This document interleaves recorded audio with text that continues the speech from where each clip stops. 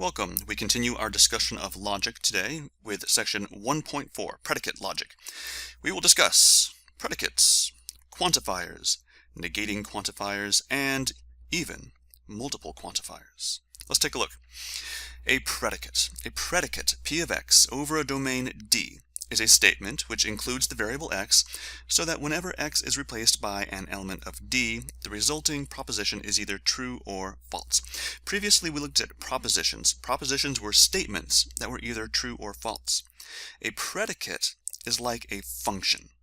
It's not true or false itself, but when you plug in different values for x, even like numbers, if you did plug in different numbers for x, then that predicate will become either true or false. It will return a value of true or false. Let's see some examples.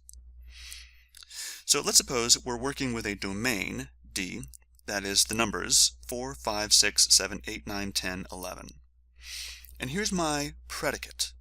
P of x is the statement. 2x is greater than 5 and x squared is less than 200. So you can see this statement isn't intrinsically true or false itself. It just depends on whatever the value of x is. And so I can plug in various values of x, and that will make the statement true or false.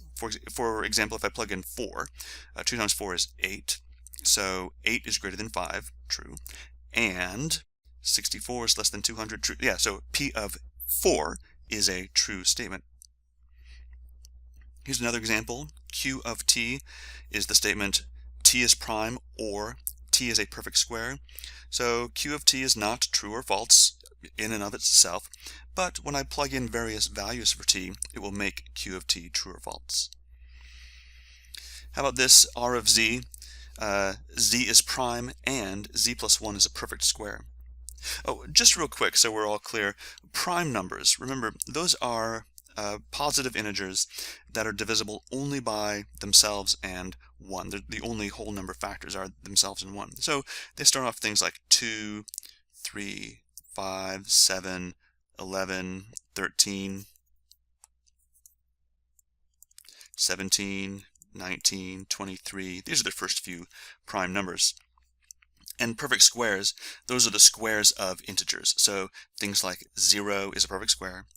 1, 2 squared is 4, 3 squared is 9, 4 squared is 16, 5 squared is 25, and so on. So that's what I mean when I say a perfect square. Okay, so let's try plugging in a few values for these three different predicates. How about the first one? P of x, 2x is greater than 5 and x squared is less than 200. We saw that P of 4, that's a value of true. How about P11? 11, so 22 is greater than 5, yeah, and if I plug 11 in there, 121 is less than 200, true. Both P of 4 is true and P of 11 is true. How about the Q? Q of 4, so 4 is prime, or 4 is a perfect square. Oh, that's true. I mean, 4 is not prime, but yes, 4 is a perfect square, so Q of 4 is true. How about Q of 6? 6 is prime, or 6 is a perfect square. No, so plugging in 6 makes that a false statement. And lastly, the R predicate. Let's try evaluating at 5. 5 is prime and 6 is a perfect square. No, that's false. And if I plug in 7, 7 is prime and 8 is a perfect square. No, that's false as well. Alright, so hopefully you get a sense of how these predicates work. Just remember, a predicate always has a domain that's given to it. These are the viable numbers that we can plug into the predicate.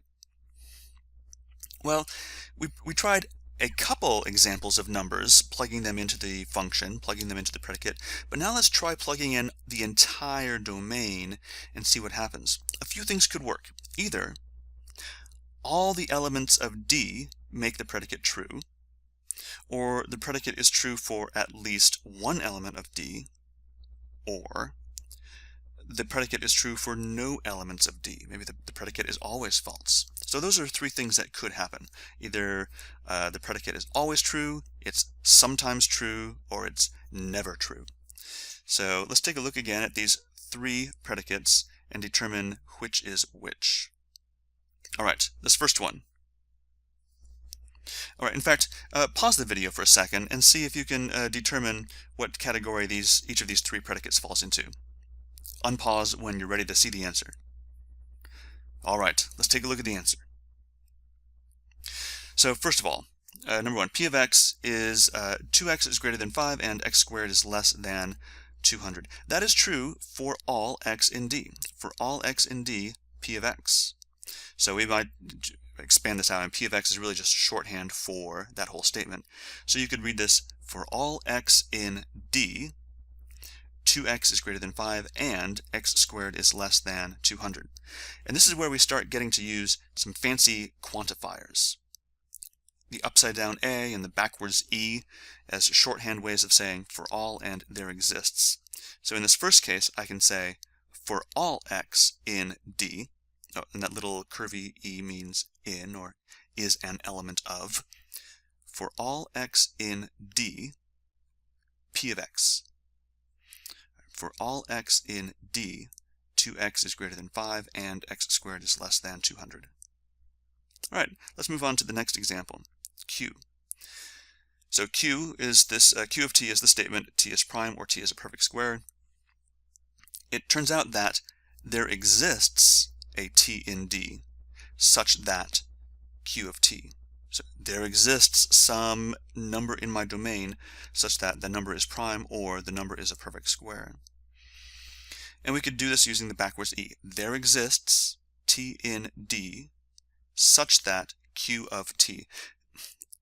In this situation, we do sort of read that comma out loud in common English with the phrase such that. There exists t in D such that Q of t. There's another way of saying there exists that doesn't actually require you to say such that. You could say for at least one. That has the same meaning. For at least one. And then you don't even need to say any filler language for the comma. For at least one t in D, Q of t, right? Okay. Oh, and also, you sometimes hear for some. So there's a variety of ways of expressing this existential quantifier. Okay, last example, number 3. R of z. Here's the statement, z is prime and z plus 1 is a perfect square. In fact, that is false. That's never true for any of the numbers in D. It turns out that there is no z in D such that R of z. And we have a couple ways we can express that. We can put a big negation in front of everything. It is not the case that there exists a z in D such that R of z. Or I could also say, for all z in D, it is not the case that R of z. So those are two equivalent ways of saying the same thing. Let's take a look at this last example a little more closely, that equivalence. And this brings us into negating quantifiers. So the backwards e is an existential quantifier, and the upside down a, that is our universal quantifier. So these two statements are equivalent, and this is kind of like another way that I can see to distribute negation. So when I distribute negation over this quantified expression, the exists turns into a for all, and then I end up just negating the entire predicate that was at the end. So one way to think of this is that the negation of some value of x satisfies p of x is no values of x satisfy p of x. If I say some person is 8 feet tall, that's a pretty bold statement. You might not think that's true. You might say to yourself, no, that's not true. No person is 8 feet tall. So the opposite of some does is all don't. And let's take a look at a related negation. So right now, in this case, we looked at negating a there exists statement. What if I negate a for all statement? if it's not the case that for all x in D p of x, that's the same thing as saying there exists an x such that not p of x. So again, the distribution property is saying that when the negation distributes, the for all turns into a there exists, and then the predicate is negated at the end.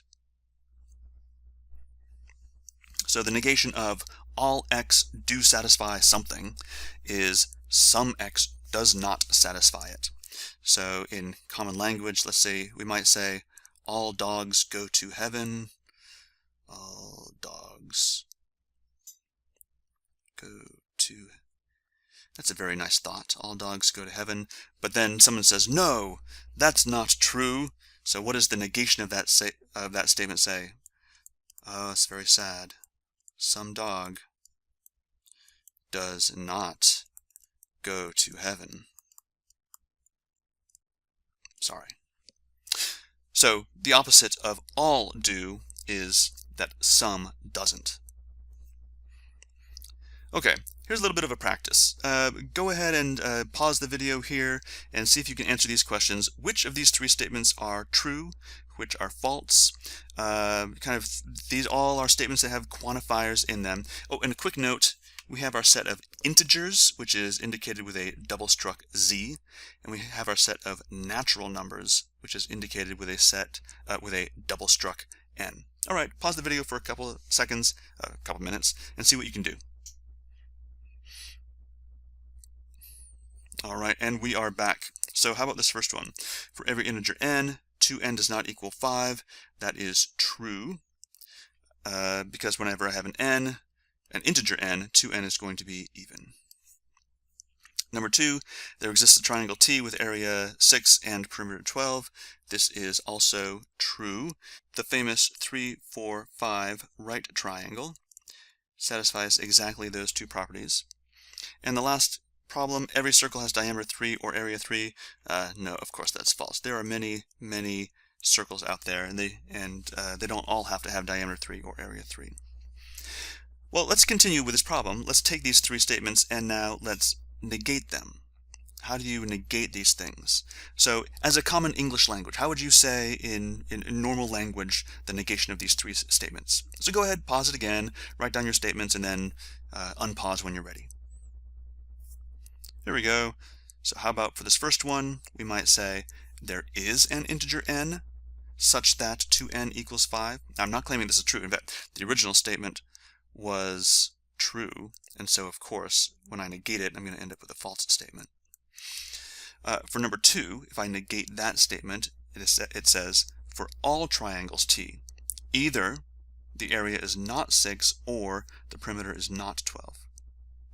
And the third one, every circle has diameter 3 or area 3. When I negate it, it turns into there is a circle with diameter not equal to 3 and area not 3. Let's take a look at this last one just as a quick example. We might say this as a for all statement. For all circles C,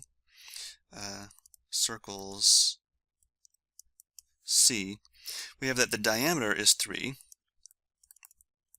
The diameter of C equals 3, or, let me use my logical or, the area of that circle is 3. And so when I negate this thing, I'm negating, and I have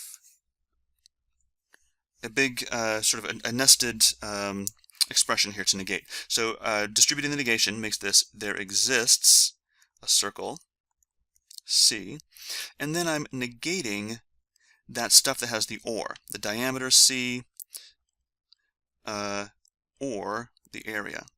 And when I negate something with as an or statement, it becomes an and statement.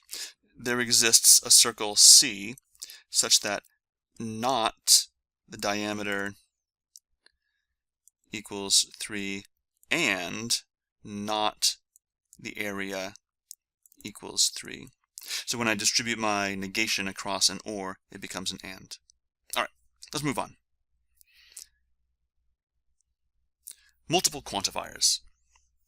Is this statement true or false?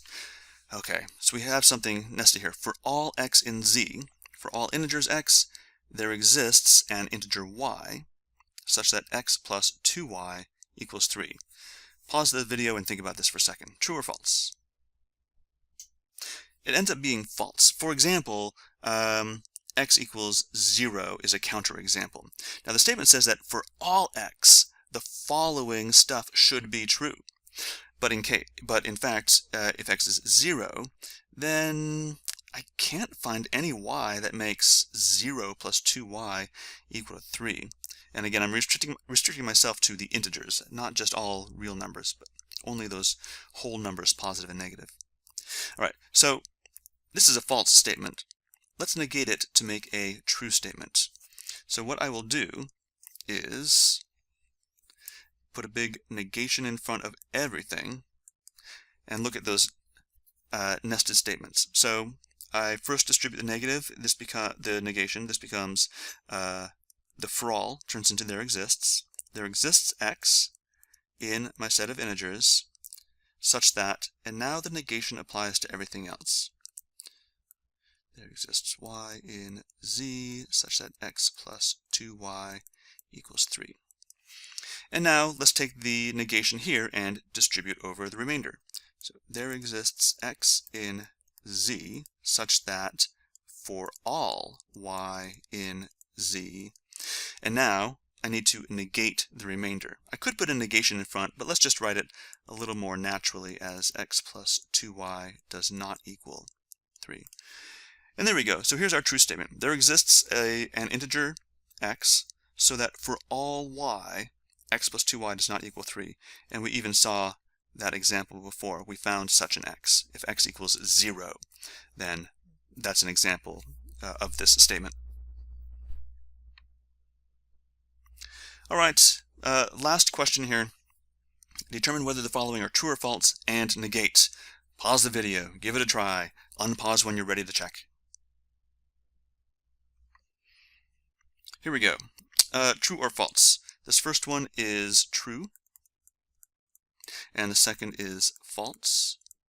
And to negate, it becomes there exists x in my set of integers such that for all y in my set of integers, x plus y does not equal 15. So this is a false statement.